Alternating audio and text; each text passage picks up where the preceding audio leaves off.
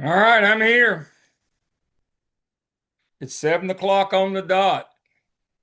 Thank you everybody for joining us tonight. Hello, Dr. Maraglia. How are you?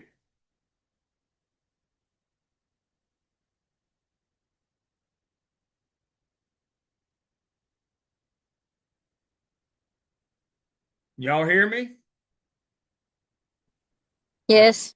Good. I couldn't hear anybody else. Dr. Maraglia, are you on? I can see you, but I can't hear you.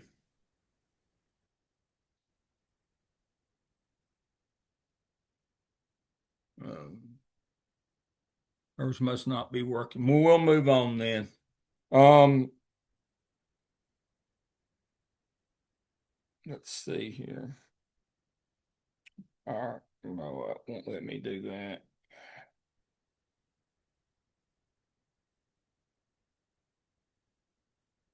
And so our prayers are with Tamika. She's with us tonight, but she's on her phone.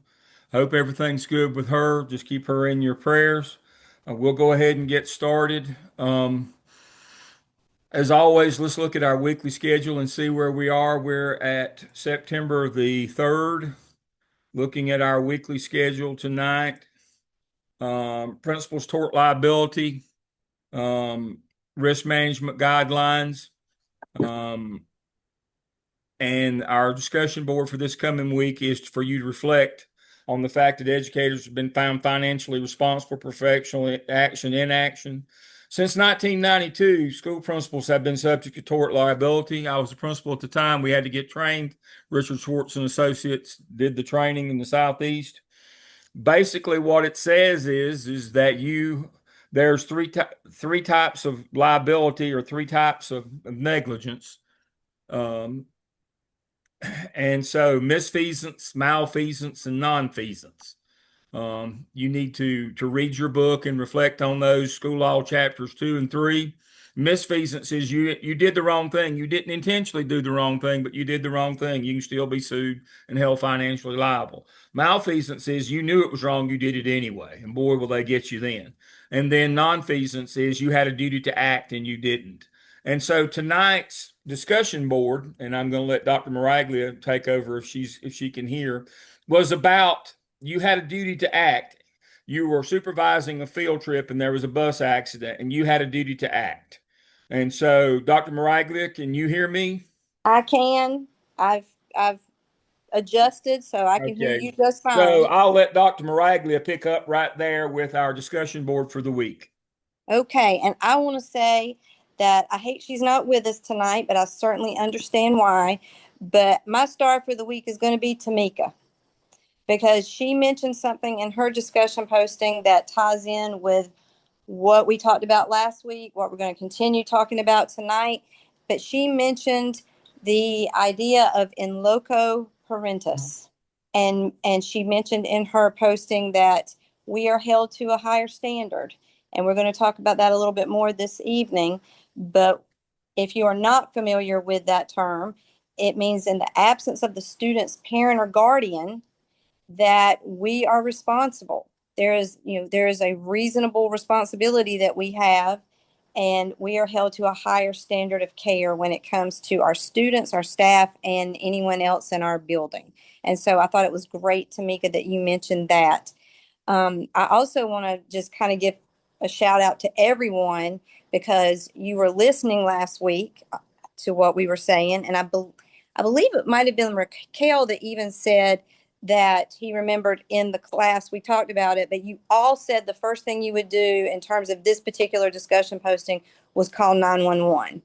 And we did say that last week when there's anything like an accident or other situations in your building that law enforcement needs to be involved, you call them before you call anybody else at the school or the district or anything else. And a few other things I wanted to mention, Kayla, I really liked your point about counseling, that you would look into counseling for students. And I thought that was a really great point to make because you don't know what kind of trauma or stress students may be under mentally and emotionally after a situation like that. So I thought that was great. And I also, Kayla, liked your point about reviewing the incident with the district to see if there's any changes you need to make to your policy.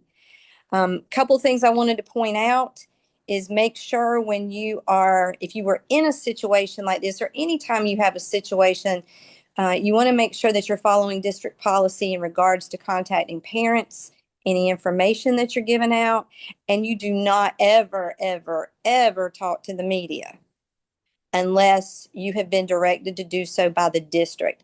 I know the district that I was in, for the most part, the district officials would handle any sort of media briefing. There were times that they may give a principal what they needed to say, but most of the time they wanted to handle it themselves. So it's always going back to following the law, following district policy. But you all had some really great points, and I thought you did an excellent job on your postings this week. So well done. Excellent. Excellent. Let me stop my share. Or let me move off of this document to another one. So to follow up on that, remember last week when we looked at 115C288, the law says certain things happen, you're to call the police before anybody else. It's in the law. And that's that duty to act. You have that duty to act. And if you have a duty to act and you don't, that's known as nonfeasance. And you say, well, like Homer Simpson, or is it Bart Simpson that says, if you don't do nothing, you can't get hurt. Well, that's wrong. If you have a duty to act and you don't, then you can be held financially responsible. This was from one of my students a few years back, Jackie Tinsley, who shared this with us about all of the things around the field trip. Now, we gave you a simple task, but hopefully what you'll do through this course, you'll begin to look, oh, I should drill deeper and learn more about field trips. And that's what Jackie did. And one of the things that I wanted to point out about this is the policy from her district, and it covers everything from the field trip to get authorization, the parental notice and consent, the cost, student safety and discipline, transportation and other accommodations, parent guardians on field trips, chaperones and volunteers. It covers all of these things. Non-school sponsored trips. I mean, it's got everything that you can think of. Now, you can see it says right here, call 911. First thing to do. But hopefully when we cover these topics, we don't have time to do the drill down. But hopefully you'll drill down and you say, aha, if I'm going to be asked to supervise as in an administrative capacity a field trip and I'm going to be the person responsible, I need to learn all about it. And this is what Jackie brought forth. This is the kind of thing that you have to do. Now I'll stop and tell a story. So I made the mistake early on in my career of letting a parent chaperone a field trip. You say, well, Dale, how's that a mistake? Well, I knew she was a non-custodial parent. And in general terms, would that be a very responsible person, a mother who didn't have custody of her own child? That would be no. But I let her go along as a chaperone. Um, we were in Ashboro at the zoo, and I have it documented. I could pull it up, but I won't waste our time tonight. A tornado hit Ashboro at the zoo when we were there. Um, the horns went off. They evacuated the park. You know, it's a big park. I got everybody. It's about a half a mile from the entrance back to the bus parking for tour buses. I got everybody back, and I was missing a group. And I went running back, and I was a lot younger and fitter back then. And I made that half a mile in about 3 minutes, I think. Got back to the park, and she had decided that she didn't want to leave, and had a group of students, and they were still in the park with a tornado.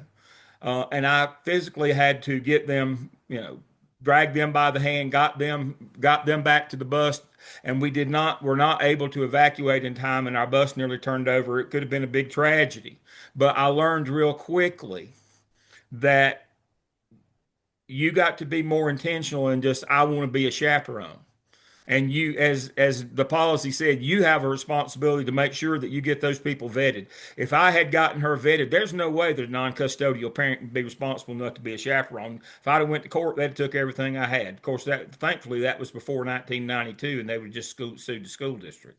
That was a few years. I think that happened in maybe 1985. I was a young assistant principal. I wasn't too young, but I was assistant principal then. Yeah, I was assistant principal in 85. I was principal in 87. But yeah, I made that mistake.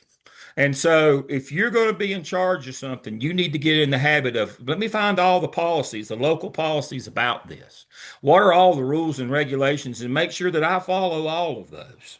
That's very, very important. Again, your job's not to lose your house, your job, your livelihood, and people will are willing to take it from you. Moving on from this week's post, and hopefully you'll read your chapter 2 and 3 more about liability for next week. Um, Moving on to our OMA, make sure that that in the prompts that each section of the prompt that you've got them covered, especially hit the EC one with all your federal programs. Those are the most restrictive and have the most rules and regulations. And you need to know what federal programs like EC 504, Title One, Gifted. You need to know what's in your building and what not only what the law says that kids get and what your school is to provide doing to provide that. You need to know what's going on because remember, when we start doing that master schedule, that's the first thing that we're required to do is to know what programs we have and schedule those first to make sure that we're meeting all the federal requirements on those programs. You know, in this environment now that we're getting federal dollars cut left and right. Any excuse and federal dollars are getting cut. Any way that you at all that you're not in compliance, you're going to get your federal money cut. So more so than ever, I've always harped on this, and everybody thought, well, he's just a crazy old man standing out in the front yard shouting at clouds and hollering, "Get off my lawn!" But now it's come to fruition. If you do not follow the guidelines to the T of what you're supposed to provide in federal programs, your funding will get cut. And so it would behoove you again, if you're going to be in charge, if you're going to be involved in master scheduling, you better know what federal programs you got. So make sure that's in your OMA task one. Our star of the week for the OMA is Courtney. She did a great job on her task one. It was wonderful. She did a deep dive. She did a great audit on all of her federal programs. She made sure that she understood what the role of the school improvement team. I had a call this afternoon. Now I have to be careful that I don't sprain my shoulder patting myself on the back. But I got a call this afternoon from one of my doctoral students that graduated this past. When did Kim graduate? Oh, she finished in about March of this year. Now, Kim and I go back to when she was first an assistant principal at Devonshire, and that was a long time ago. Now, Kim would admit it, but that was a long time ago. But she's been with me through the master's program, through the doctoral program. She called me today. She was so excited because all she's an assistant superintendent in Charlotte Meck now, and all of her schools, she's a I guess an area superintendent of all the K-12, but all 8 of her low performing schools got off the low performing list this year, and she was so excited about that. But the rest of the story is um, she worked very hard and was very intentional. She didn't depend on luck and she did the right things. But as we were talking about, she evaluated those master schedules. She made sure that kids were getting what they needed, that the best teachers, according to EVOS, were doing what they were supposed to be doing. That's how she got all of them out of low performing in 1 year. Is that she focused on that master schedule. That master schedule drives your building. The second thing she focused on, back to the OMA task one, the second thing she focused on beyond the master schedule, making sure the right teachers were teaching, the right courses were being offered, all the federal programs. She also made sure that when they developed that local budget, that the school improvement team was involved in that so that they made sure that they were funding the school improvement plan. Goes back to we ask you in OMA Task 1, what role does your school improvement team have in the local budget? If they don't have a seat at the table, that school improvement plan will not get funded. You go through all this trouble identifying all your weak areas academically, and then you don't schedule your school that way or you don't fund your school that way, you will not get results. But if you do, Kim called me today. She didn't have to, but out of the blue and said, my 8 low performing schools, working with them for 1 year, we got them all out of being low performing. And it was just simply making sure the master schedule was correct and that we were funding that school improvement plan that supported that master schedule. Got that call today, completely unprompted. I'm telling you, folks, that's the key to success as a school administrator right there. The master schedule is the heart of your building. Now, if you're not in control of your master schedule, you're not running your building. Whoever's making your master schedule is running your school, whether you know it or not. You must have control of that master schedule. You must follow that rationale, federal programs, state law, local policy, EVOS scores, and then teacher input in that order. And you must make sure that when you generate that school improvement plan that's based on those outcomes, that you fund your local budget funds those school improvement activities. It's just that simple. It's not rocket science. This is, I told you, this is about how you run school. You've been learning all these other things about academics and instruction, but this is how you run school every day. This is the day to day nuts and bolts of how you run your school. You control that master schedule and you control that budget and you get those resources and teachers to the areas where you need them, and you will get results. If you don't, you won't. All right, that's enough of that rant. All right. We've talked about legal liability. We've talked about safety. We've talked about your responsibilities.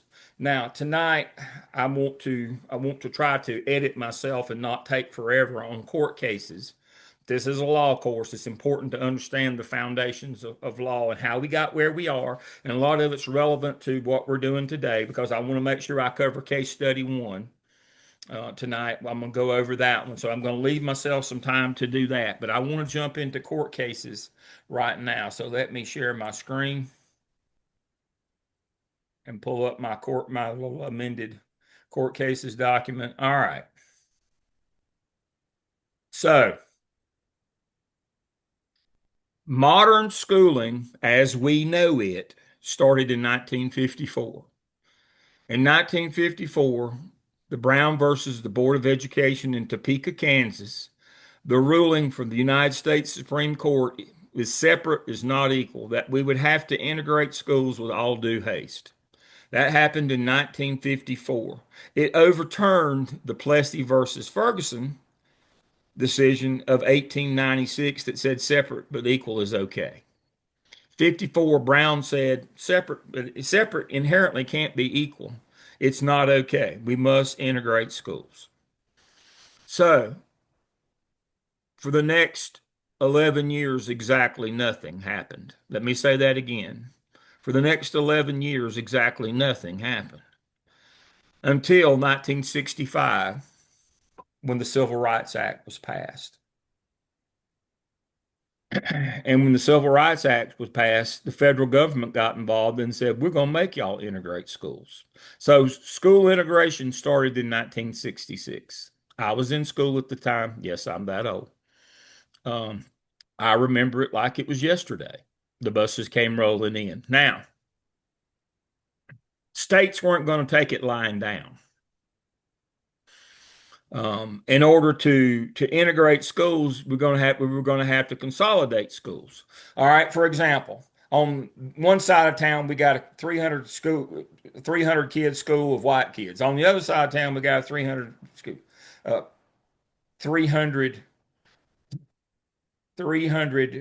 kids school of black kids. Now, if we're going to integrate them, that means that we have to put them all in one building. We need a building for 600 kids.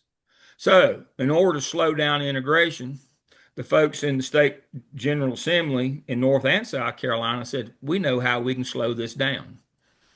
What we'll do is we'll get out of capital funding. We won't build any more schools. And we'll make it the responsibility of the local school district to fund building and maintaining school buildings. That'll slow integration down. And it did. Now, not for nothing, the people who were building schools in this state on every corner we're not happy about that. So they just switched over and started building community colleges in North Carolina on every corner. That's why we have 140 of them, and we need about 25. They kept on building buildings, but not for K-12. They started building community colleges. We got way too many. But the money kept flowing in on building buildings. The state kept funding it, but not for K-12. And so now in North and South Carolina, why this is important. School boards are unempowered. They can't levy taxes. They can't fund their own budget. Who funds? First pop quiz question of the night. I'll even stop my share. Who funds the school board's budget for any of the 114 school districts in North Carolina or the 70 in South Carolina? Who funds when the principal sends you something in February, your needs list, and it goes to the superintendent, and the superintendent and the board sit and hammer out, late spring, early summer, hammer out the budget for the next year that has federal, state, and local monies in it. Who funds that budget? The local government, correct? The county commissioners. That is correct. Thank you, Diamond. So the school board has to go hat in hand to the county commissioners and ask them for money. Now they have to approve and fund that budget. Now you say, what the federal is sending money in the state, but a lot of that budget is local money, because who has to pay to keep up all your buildings? Who has to pay for your maintenance to build your buildings? Who has to pay for all of those kinds of things? Any additional employees in the district? That has to be paid for locally. And so the idea was, if we get out of, if the state doesn't send any money to build buildings, then the local has to do it, and they're strapped financially, and they have all these other things that they have to fund. That will slow it down. And that's what led in 1971 to the Swan decision for busing, because that meant that instead of taking the 300 kids here and the 300, putting them together in a 600 person or 600 student building, if you didn't have the money to build that building, so what we did was we took 150 from each and bused them to the other one. But then, so the federal government got involved and forced districts to start busing in 1971. That was the Swan case. It was actually a Charlotte case. Julius Chambers argued that case before the Supreme Court, if you know who Julius Chambers is. And so that's kind of where we are. But the whole idea is we're going to slow down integration. We're going to slow that down and keep that from happening. And so it has put an undue burden on local school districts who can't tax to get their own money. It's put an undue burden on them in order to go out and build, fund, and keep up their facilities. And that's why you see such a disparity in those. It led to a financial court case down the road that I'll get to in a minute because of those disparities. And so let's go back to our court case list. So North Carolina and South Carolina exited capital funding, now the local responsibility of the county commissioners to do that. Also at that time, the Elementary and Secondary Acts, Titles 1 through 9, that we still have today, were passed in 1965.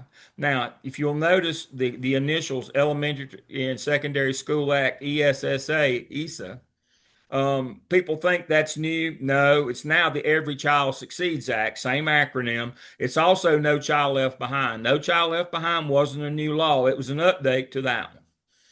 So that's kind of where we are now. How we got to modern schooling is that we've been fighting integration, and we've put the burden on local districts to fund their own facilities, and that has made a lot of disparities where the rich get rich and the poor get poorer.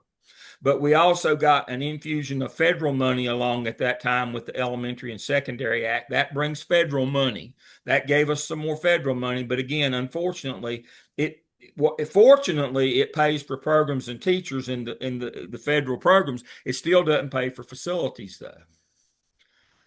Along the way here in 1969, this is important for our class in terms of due process. This was the first case in which, when I went to school, you didn't have any due process. They just jerk you up and thrash you, which probably I needed it, but that's no longer happening because, again, Supreme Court case, Tinker versus Des Moines, Iowa Board of Education in 1969 said kids in school have due process rights.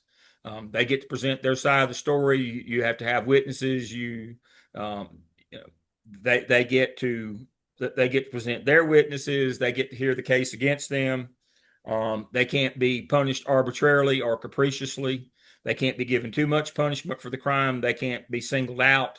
All those things happened in 1969, and that's why we have all the discipline policies that we have now, why we have the code of conduct, why we have to due process kids, why it takes so long, is because kids have rights. Until 1969, we didn't have any rights in school. They just beat us like a rented mule all the time. They thought it was good for us.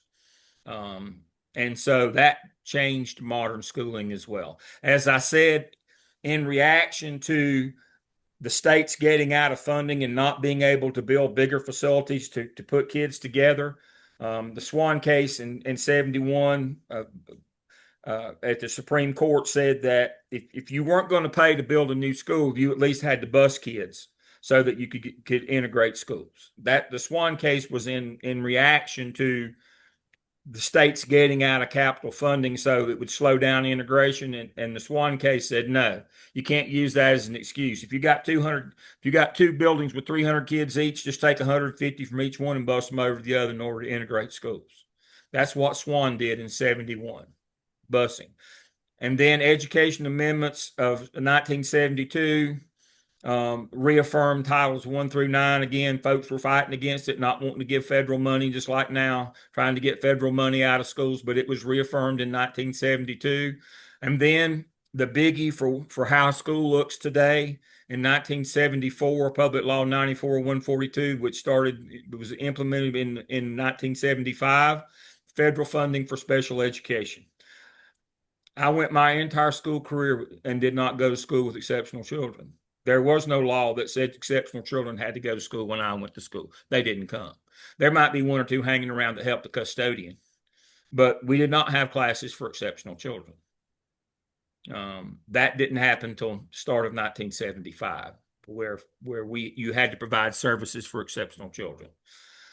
Again, another federal case that tried to stop federal funding for schools, and those acts were upheld by the Supreme Court on the Robinson case again in 1975. So you can see there's been a long fight, a history of folks trying to stop federal fundings in order to help kids in public schools. That's not new. It for 10 years it was a pitched battle. You can see for 11 years at the beginning of integration, nothing happened. And then you saw the next 10 years they fought over trying to not consolidate schools, not bus, keep schools integrated, not get any federal money in to help certain kinds of kids. We think things are bad now. I was alive and grown during this time. It was bad back then too. We've just retread the same ground 50 years later, unfortunately.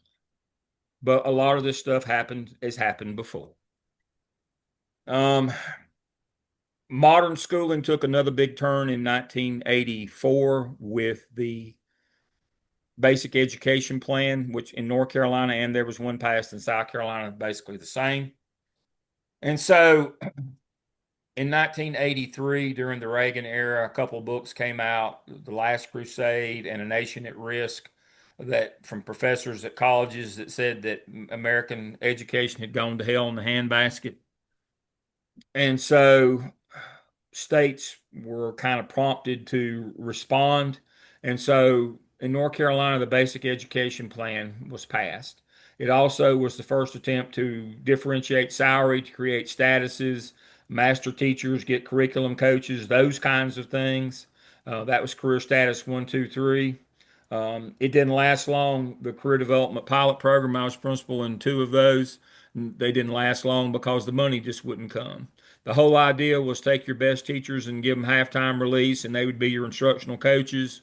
And then status 3, you get full-time release. A lot of what we do now, but we did it back. We tried it back then, but with the state funding it, and it didn't last long.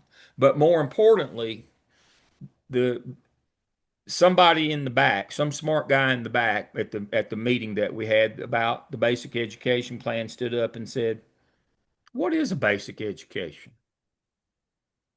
And nobody could answer the question.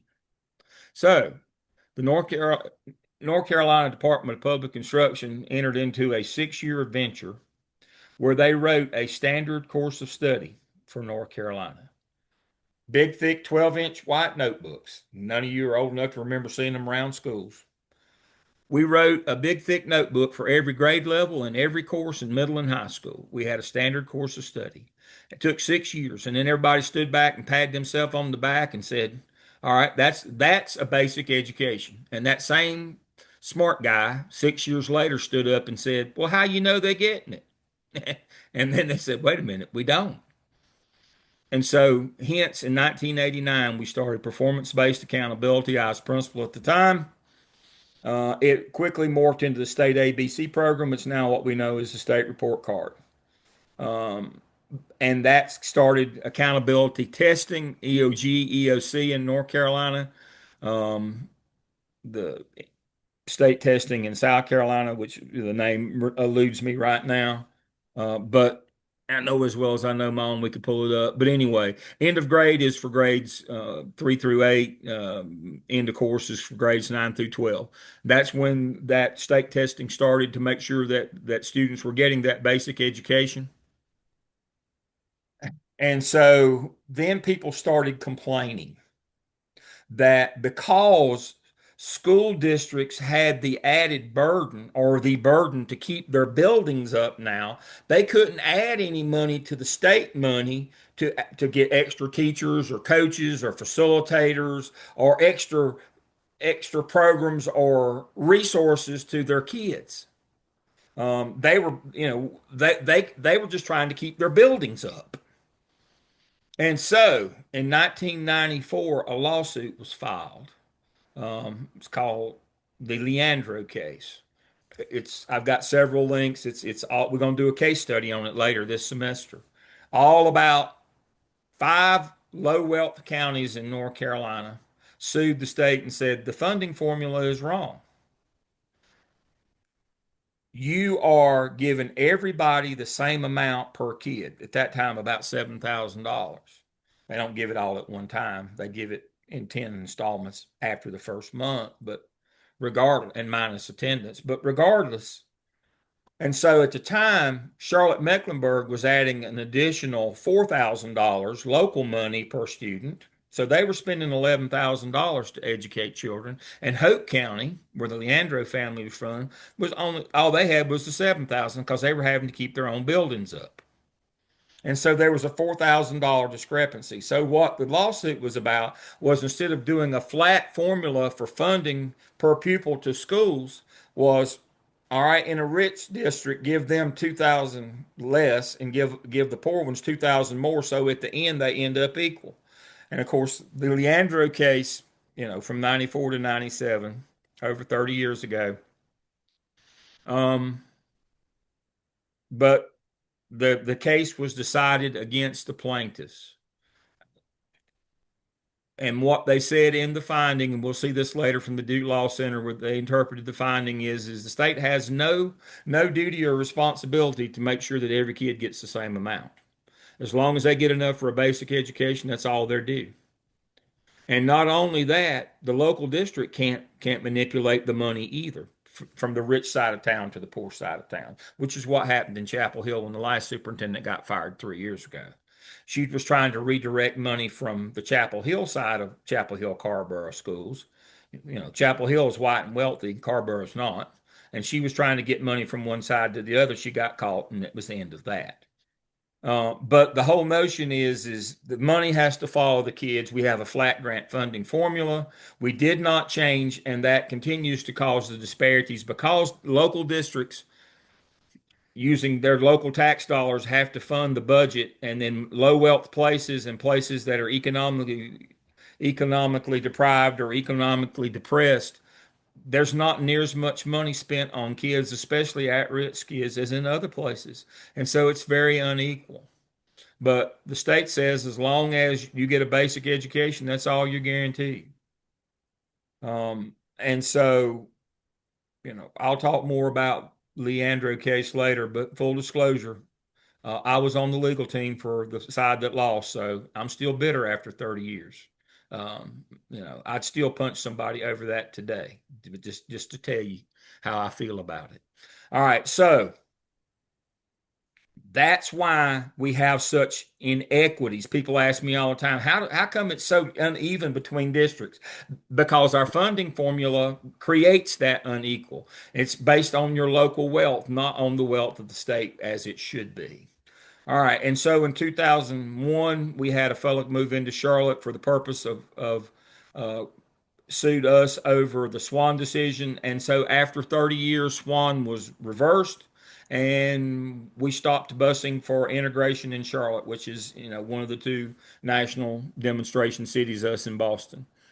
And so we stopped busing after 30 years. I said it would take 2 years to reintegrate schools, and I was wrong. It took about 2 months, and schools were as segregated as they ever were after about 2 months. I couldn't believe how fast schools resegregated in Charlotte, but they did. And that's another reason why we have such inequities is that we no longer have to integrate schools. And so the rich get richer, the poor get poorer. Um, No Child Left Behind. Now, again, hit in 2001. No Child Left Behind it was not a new, it was the latest renewal of the Elementary and Secondary Act. Just like the latest one is called the Every Child Succeed Act. That's still an extension of the Elementary and Secondary Act from 1966 that attempted to get more money to schools because they were losing money because of having to pay for their own buildings. And so No Child Left Behind said that kids don't have to go to low performing or persistently dangerous schools. Now, persistently dangerous is, again, is those acts of violence that occur. And you know what low performing is. It added growth and testing so that we could tell proficiencies about who you got, growth about what you do with them. We started doing the teacher working conditions survey because um, the federal government through this act required that we have a program for teacher retention. You couldn't have highly qualified, well certified teachers if you couldn't keep them. And so the teacher working condition survey in North Carolina and the survey in South Carolina is our attempt to retain teachers. As we know, nobody ever reads it, nobody ever follows it, does anything about it. But we only do it. We don't do it because we want to change. We only do it because the federal government requires us to have a program for teacher retention. If it mattered, we would actually do something with the data and collect it more than every other year. But that's how we got the teacher working condition survey and the parent teacher survey in South Carolina. It's from No Child Left Behind. We didn't do that because we actually wanted schools to improve or we wanted to retain teachers. We did it because the federal government said we're going to hold you money up if you don't do it. And so I have students all the time who say, our TWC is this. Why does nobody ever say anything or do anything about it? Well, because they don't want to. It's just that simple. It's just to put a check in the box for the federal government. Um, then we started EVOS in 2010, which isolates the value of a teacher. Um, I can show you that model. You've seen it before. But basically, is the teacher doing the job? Are we growing kids? Which is more important than proficiency, in that proficiency is about who we got, growth is about what we do with them. Then in 2010, also started talking about pay for performance. It never really got done, but that opened the door for bonuses in high need areas. It also opened the door for growth bonuses that principals now get if you meet growth or if you exceed growth, you can get bonuses. All that came in 2010. Um, we got the lottery as the basis of losing the Leandro case. They said, here, we're going to start a lottery which will help you with your capital needs. The lottery has put no money into schools. It's a hoax. It's a regressive tax on poor people. The biggest irony in my lifetime is calling it an educational lottery. The only thing that you can do, get some pork barrel projects like, the cafeteria up in Stokes County when they weren't smart enough to figure out how to run two lunch shifts and they needed a cafeteria to put all 300 of their kids at lunch at one time. And of course, the next year they closed because they didn't have enough enrollment to keep the school open. The NASCAR Institute's was another, boondoggle in Mooresville. Why are we building a facility to train people for a private business? That was just money wasted. The lottery has been no help to schools whatsoever. That's the irony of my lifetime. Um, Vouchers in charter schools started in 2013, and that's kind of where we are now. Vouchers are um, for to give parents money to support them taking their kids to private schools, and charters are to pull enrollment away from public schools. Um, all the ladies in my neighborhood in Lake Norman are all up in arms that the General Assembly increased the parent voucher $3,000, and then all the private schools in the area went up $3,000. And I was like, well, they wouldn't give they didn't vote that money to give it to you. They gave it to their friends who give them campaign contribution. That 3,000 went straight to those people. And so they were all mad that their school tuition at the private school went up exactly the same amount that the voucher increased. And I was like, you don't think that was coincidental, do you? Um, and so that's where we are legally right now. Kids get due process. It's very punitive in terms of low performing. And if you have discipline incidents, there's a lot of disparities in schools in terms of the quality and also the facilities because, again, we did that intentionally to try to slow down the integration of schools. We did everything we could not to integrate schools to the point where the federal government had to get involved. After 11 years, when we didn't do anything statewide from 1954 to 1965, the federal government got involved. And we've been, aggressively non-compliant as long as we can be. We've done everything we can to keep from integrating schools in terms of supporting privates and charters to, putting the burden on the local to pay for their own facilities. We've done everything that we can. And so I am not one of those people who ascribe to the fact if we'll quit talking about it, it doesn't exist. It does exist. It's all race based. It always has been. And we need to understand that now. That means we got to get over it and move on, though. We've got to move on. We've got to do what's right for kids, but understanding that it's not a level playing field. Things aren't on the up and up. And no, you're not crazy for or paranoid for thinking that. The law has been and policies have been stacked against public schools for since 1965. And people say, well, why do people no longer support our schools and why? Well, that's why. We've been fighting integration and doing the right thing since 1965, which would be 60 years.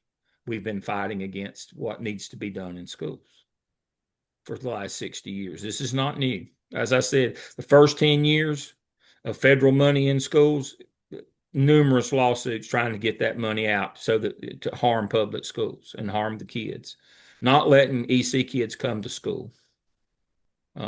We've not had a stellar history of doing the right thing in this country in terms of public education.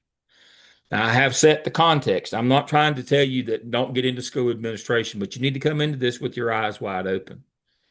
County commissioners, the county that I'm in tonight at the Western White House, I'm at the Western White House tonight. The county that I'm in tonight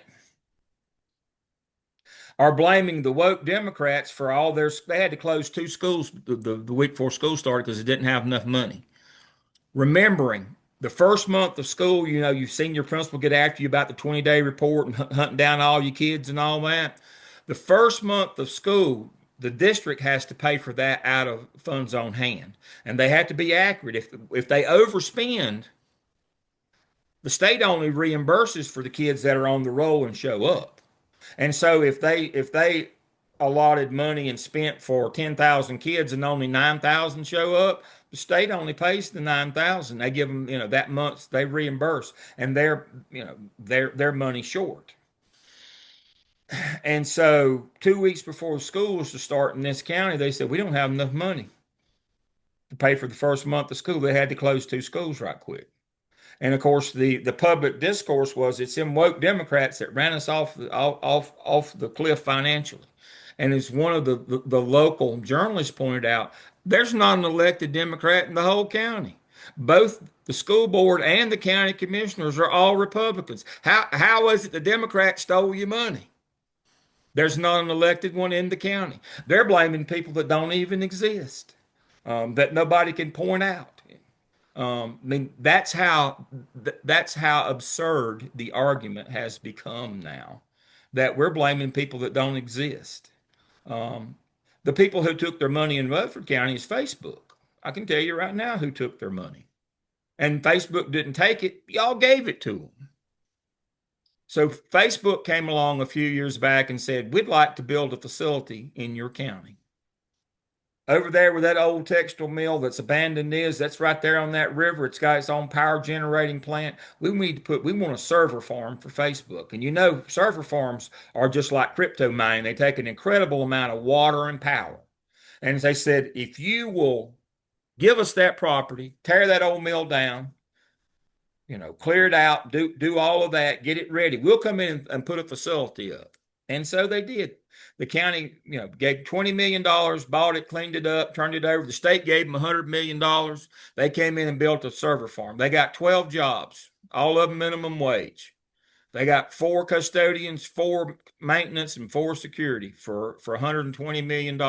And oh, by the way, they pay no taxes in perpetuity. That's where your school money went right there. Every time you see the state or a local county give an economic incentive to a business, that money comes straight out of the state budget for schools. That's how they had to close 2 schools in Rutherford County this fall, is they gave their money to Facebook. Thought there'd be millions of jobs, prosperity. We'd be lighting our cigars with $100 bills. We'd be rolling in the dough. Got no money. Now they're $20 million in the hole. That money didn't come back. Jobs didn't come back. None of that came back. In 1980, when I taught school in the county, 85% of the people in the county worked in furniture or textiles. Less than 1% work now. They've lost 6,000 kids in their school districts over how long ago is that? That's how many years? 45 years? 45 years. They've lost 6,000, which is about 40% of their school enrollment. And 85% of their people worked in textiles and furniture, now less than 1%. Nobody works in furniture. There's not a furniture factory left. There is no money. How can they fund schools? How can they have more than just, they don't have a pot to pee in or a window to throw it out of in Rutherford County. And blaming people that don't exist. Facebook took your money, but y'all gave it to them. They didn't come in and hijack your money. They didn't steal it from you. You gave it to them. And so they had a perfectly good school that was not very old and another fairly decent, but they couldn't afford to run it. So my doctoral student on the other side of the county, she got 35 kids and no teacher showed up first day of school. Oh, here you go. 35 new kids, no teacher. Don't have the money, didn't have the money to keep their facilities open. But Facebook's just jugging right along down there. No employees, no money, no revenue, no nothing. They thought businesses, not one business has come to the county because of it. No jobs, no nothing. So you've got to understand how funding works and how we got where we are. It's not incidental or accidental where we are.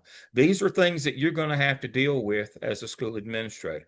But my argument is you need to control the things that you can control. Your job is to make a good number go up or a bad number go down in your building. A good number going up is academic achievement. A bad number going down is discipline incidents, discipline referrals, out of school suspension, acts of crime and violence. Your job is to make the good ones go up and the bad ones go down. That's how you run school. How you make the good numbers go up is you work that master schedule, you work that EVOS, you work that local budget, you get that support to that school improvement plan, and you work, you be in the room with those teachers, making sure they're following that content in those rooms. You make sure that your schools are safe and clean, that you due process kids, that you keep up with all of your programs. And you can make good numbers go up and you can make bad numbers go down. Kim Vault and Charlotte Mecklenburg, living example of that, called me today and said, I just did the things you're supposed to do. I worked that master schedule for those principals in those buildings. So this works if you stick with it. So that's a quick and dirty on where we are in terms of legally how we got historically where we are in modern schooling today. I want to take a few minutes now and talk about our first case study. So let me share my screen and we'll look at that.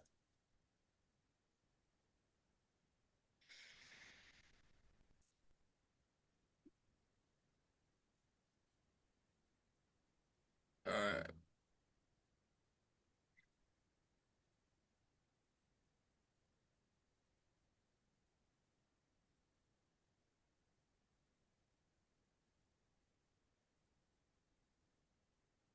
All right. Here's a video of the last time the case study was presented by students. All right. This is your school laws in terms of, again, this case goes back to the first of the subsections of laws under 288. Duty and responsibility lies with the principal to grade and classify students, not the superintendent, not the teacher. So don't go down that path of, well, the superintendent didn't know, the superintendent can't tell him what to do. And you don't have to go along with the teacher. Ultimately, that responsibility and liability of assigning that grade comes back to you as a principal. Here is a zero tolerance. Zero tolerance says you can't just say if you do this, you get that. You have to put kids through due process. Um, you have to report if that happened to the federal government because that's a violation of federal law if you do that. This notion that, well, maybe Bobby, maybe it's the coach's fault. Um, because the coach had him practice. Nope. The high school handbook covers both middle and high school on how much time you can practice. It's completely laid out and it's followed to the T. And so the very notion of this, let me get to it, is the teacher. I know this is going to hurt your feelings, some of you.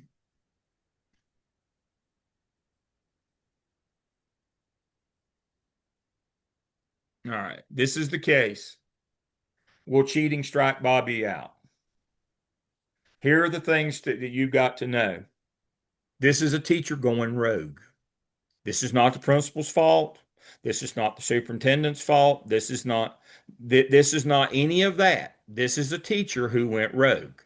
Now, full disclosure, Bobby's probably a turd. That's not a clinical diagnosis. It's just probably accurate. Bobby's probably a pain in the behind. You got to remember that. But that has nothing to do with the case. This is a teacher who took her shot. And you've all known teachers who would react this way, who when a kid that had been a pain for them all year long, when they saw their opportunity to ambush a kid to do a bad, that some of them will do that. This is that case. What are you going to do now, hero? This is not the principal's fault. You can say, well, it said that if a kid cheats, he may receive a failing grade. You're supposed to be smart enough to know that the law means may receive a failing grade on that assignment, not for the year.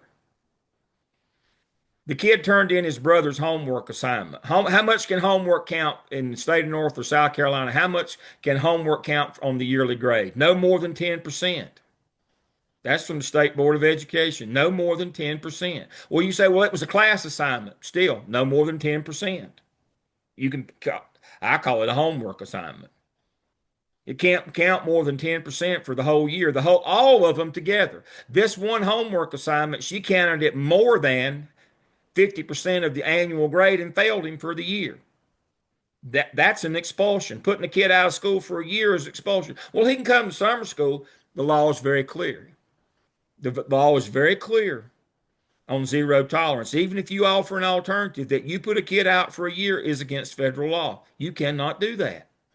She failed him for the year, overturning his brother's homework assignment. And so there's so many things wrong here. Can't count more than 10%, collectively for the year. She made one assignment count more than half the yearly grade. That doesn't, she said, and then I have people say, well, that's principal's fault. She didn't know. What do we do in the work days? We follow the faculty handbook. It has the district and the state grading scale in it. Is there any chance that she didn't know what the grading scale was in her school? That would be no. She knew it. She just took her shot. Did Bobby get any due process? No. He got put out for the year. That's a kid can bring a gun to school and not get that much punishment. Kid turned in his brother's homework assignment and got put out of school. His educational journey was halted for a whole year over turning in his brother's homework assignment.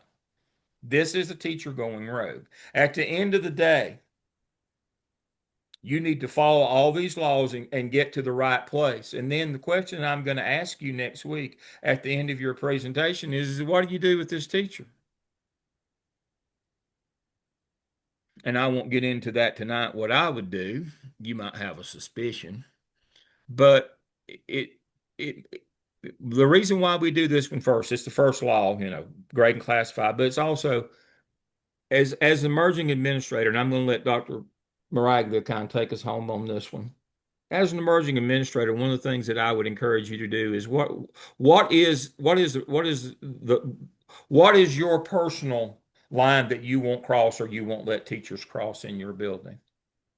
What is your value system? What is your non-negotiable? Is this a non-negotiable for you? A teacher that took a kid, running a kid like this and tried to put him out for a whole year, could you still work with a person like this? Is that in your code of conduct for your behavior, your ethical behavior, the people that you want to lead? Is this acceptable? Or, at what level is it unacceptable? Is it a write-up? Is it don't do that again? Is it a formal reprimand? I mean, is it move for dismissal? What in your belief system about how school ought to work for kids?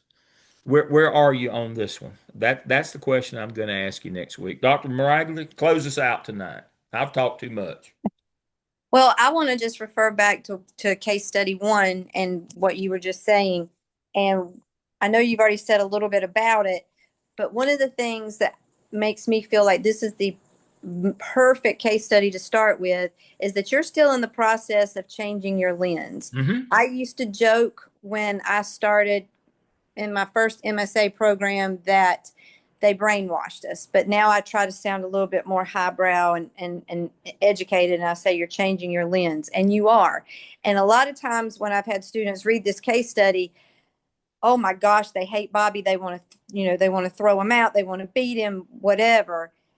And a lot of folks have a hard time wrapping their mind around the fact that this teacher went rogue and how she was handling things. So it's going to be interesting to me to hear your thoughts on it next week. And like Dr. Lamb said, what is the line with you that you won't allow to be crossed? And what are your beliefs about working with children and interacting with children on a day-to-day basis and how you handle things? So it's going to be really interesting for us to see that. And we just will kind of sit back and let you guys run things. Mm-hmm. That's what we're going to do next week. You guys are going to be in charge of class. But it's going to be, I think this is a great one to start with to really get you thinking about, again, running a building and what's all involved when you start talking about dealing with humans and some of the challenges there. All right. Thank you, Dr. Murray. Is everybody clear on the assignment next week? Y'all need a presentation. It doesn't have to be a PowerPoint, but you need to work through all the questions and you need to work through all these pieces. And I put everything right there. You should be able to read it. You can Mm-hmm. look at last year's group when they came through and presented theirs, and you can see the things that are important. Um, you know, but again, it's all about changing your lens from a teacher lens to administrator lens. Some students do it quicker than others, and some it's hard. I mean, I never want you to lose your empathy for teachers because they do the work of our organization. They're at the contact point, but you can't view schools through their lens. You have to have a much broader lens than that. And I think that might be one of the biggest lessons that you need to learn in this program. Um, because I can speak personally and say that was the biggest lesson for me is realizing that I had to look at it from a different perspective and I couldn't be hemmed in by my four walls of my classroom. I had to consider everybody in that building and I had to come at everything from a standpoint of legality, morality, and ethics. I mean, you've got to have moral fiber. Mhm. All right. I see the clock has struck 8. We try to stay on our time. I appreciate you all being with me again. Courtney, that, my star of the week, that was great. Your OMA one was just great. It's a model. Thank you. Thank you for that. Again, we read every bit of these things. I saw some more posts, and one of us or both of us will chime in on your discussion board post, but we both read them. I go through every line of your OMA. I gave feedback on one right before class when I was able to get in and do that one. But yes, we're interested in your progression and what you're doing. But again, this is how you run school. This is the stuff that matters. I wish you could have heard the call from Kim today recounting, I just did these things and it worked so well. She was almost in disbelief herself how quickly that you could make an impact in schools if you did the right things.